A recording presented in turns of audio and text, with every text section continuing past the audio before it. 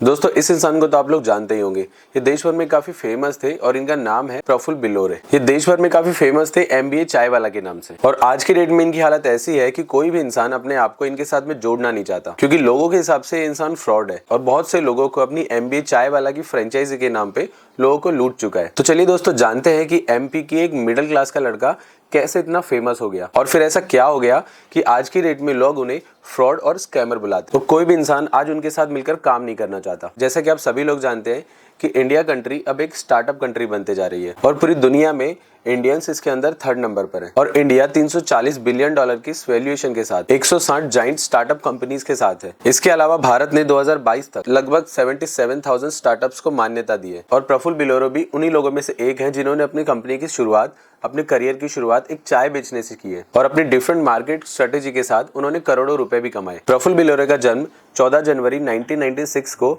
MP के अंदर हुआ था। प्रफुल्ल शुरू से स्टडी में काफी अच्छे थे और उनको शुरुआत से ही एमबीए करना था और उन्होंने आईआईएम अहमदाबाद से एमबीए करने के लिए लगातार 3 साल तक कैट की प्रिपरेशन भी की। कैट का मतलब होता है कॉमन एडमिशन टेस्ट, लेकिन वो इसमें भी असफल रहे और फिर लगातार फेल होने के बाद उन्होंने कुछ टाइम के लिए कैट की प्रिपरेशन छोड़ दी और फिर कुछ टाइम का ब्रेक लेने के बाद प्रफुल्ल ने अहमदाबाद के एक प्राइवेट कॉलेज से अपनी स्टडी दोबारा से शुरू की। लेकिन फिर बाद में उनका पढ़ाई में मन ना लगने की वजह से उन्होंने कुछ टाइम के बाद पढ़ाई छोड़ दी और अपने माता पिता को बताए बिना उन्होंने पढ़ाई छोड़कर एक मैकडॉनल्ड्स के अंदर जॉब करना शुरू कर दिया। मैकडॉनल्ड्स में जॉब करके उनको काफी फायदा हो रहा था, लेकिन प्रफुल्ल जीवन भर जॉब नहीं करना चाहते थे। तो फिर प्रफुल्ल ने कुछ अपनी सेविंग्स और कुछ पैसे उधार लेकर के उन्होंने अपना खुद का बिजनेस शुरू करने का सोचा। प्रफुल्ल ने 8,000 रुपए उधार लिए अपने पापा से पढ़ाई के बहाने से और फिर 25 जुलाई 2017 के दिन अहमदाबाद के अंदर प्रफुल्ल बिलोरे ने अपना पहला चाय का टी स्टॉल शुरू किया, जिसका नाम उन्होंने रखा एमबीए चाय वाला। और फिर धीरे धीरे उन्होंने अपना बिजनेस आगे बढ़ाया और कुछ 5-6 साल के अंदर उनके बिजनेस का जो टर्नओवर है वो 25 करोड़ से ज्यादा होने लगा। और फिर इसी तरह धीरे धीरे एमबीए चाय वाला ग्रोथ करने लगा और फिर वो नई नई मार्केट स्ट्रेटेजी भी यूज करते थे, जैसे कि वैलेंटाइन डे के दिन वो सिंगल्स को फ्री में चाय पिलाते थे और ये चीज उनकी बहुत वायरल हो गई। और आज की डेट में एमबीए चाय वाला काफी फेमस है और वो नेशनल और इंटरनेशनल इवेंट्स करते रहते हैं और उनका नेटवर्किंग भी काफी स्ट्रॉन्ग है। और फिर इसी तरह धीरे धीरे ग्रोथ करते करते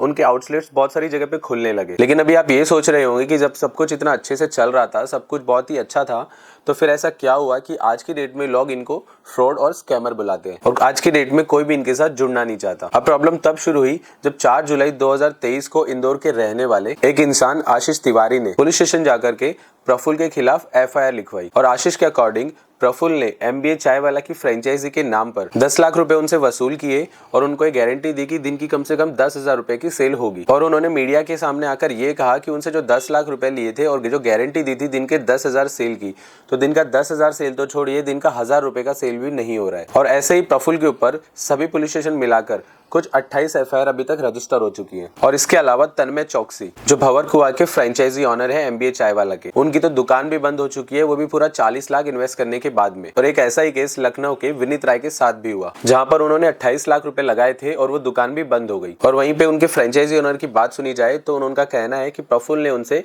दुकान के नाम पर और कच्चा माल के नाम पर उनसे काफी पैसे लिए थे। और आज की डेट में एमबीए चाय वाला का कुछ ऐसा सीन है कि आज के दिन में मार्केट में उनकी आधी से ज्यादा दुकानें बंद हो चुकी हैं और जो दुकानें चल रही हैं वो घाटे में चल रही हैं। जबकि जो लोग इन्वेस्ट करे थे उन सभी आम इंसानों को लगता था कि वो भी प्रफुल्ल की तरह इन्वेस्ट करके बहुत ही जल्दी और कम टाइम में बहुत ही ज्यादा सक्सेसफुल हो पाएंगे। और सभी लोगों के पास ऑप्शन था कि या तो प्रफुल्ल की तरह वापस जीरो से शुरू करें, मेहनत करें और आगे बढ़े, या फिर एक बनी बनाया नाम, बनी बनाई फ्रेंचाइजी ले लें और उस पर काम करें। लोगों ने पहला ऑप्शन मेहनत करने की जगह पे सेकंड ऑप्शन चुना कि वो जल्दी से पैसे कमा पाए फ्रेंचाइजी लेकर के। और सभी लोगों ने पैसे लगा दिए और पैसे लगाने के बाद जब लोगों ने बैठकर हिसाब लगाया तो हिसाब लगाने पे उनको पता चला कि प्रॉफिट कमाने के लिए उनको डे का कम से कम 8,000 का सेल करना पड़ेगा। और टायर 2 और टायर 3 सिटीज के अंदर उनकी चाय की कीमत एक कप की कम से कम 70 से 80 रुपए है। और अगर हम एक बार टायर 1 सिटीज की बात करें तो शायद वहां पर ये प्राइस वहां के लोग अफोर्ड कर भी ले। टायर 1 सिटीज के अंदर 70 से 80 रुपए की चाय लोग खरीद भी ले, लेकिन बाकी की टायर 2 टायर 3 सिटीज के अंदर जहाँ पे किसी भी गली नुक्कड़ पे,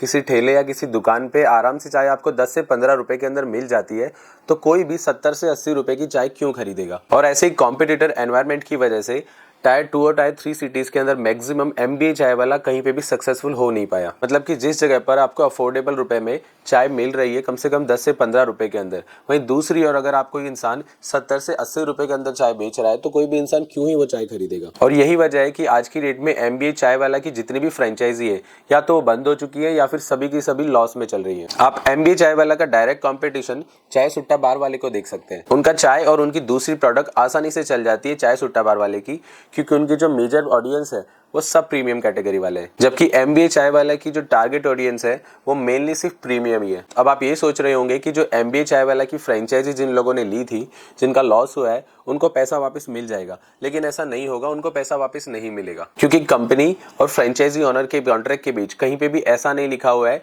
कि अगर कुछ होता है, कुछ लॉस होता है तो उनको कंपनी वापस से रिफंड करेगी या पैसा रिटर्न करेगी। यहाँ तक कि कॉन्ट्रैक्ट में ये भी लिखा हुआ है कि जो फ्रेंचाइजी की फीस है वो नॉन रिफंडेबल है। और अगर प्रफुल्ल ने बोला था कि वो रिफंड करेंगे, लेकिन उन्होंने कहीं पे भी डॉक्यूमेंटेड लिखकर नहीं दिया है, तो कोर्ट के अंदर भी वो इस चीज में बेगुनाही साबित होंगे। और मेरा लास्ट में बस यही कहना है कि किसी भी बिजनेस का डिसीजन इमोशंस में आकर कभी ना ले। और जब भी आप कोई बिजनेस करना चाहते हैं तो पहले उसका कंप्लीट नॉलेज और उसका कैलकुलेटेड रिस्क आपको जरूर पता होना चाहिए।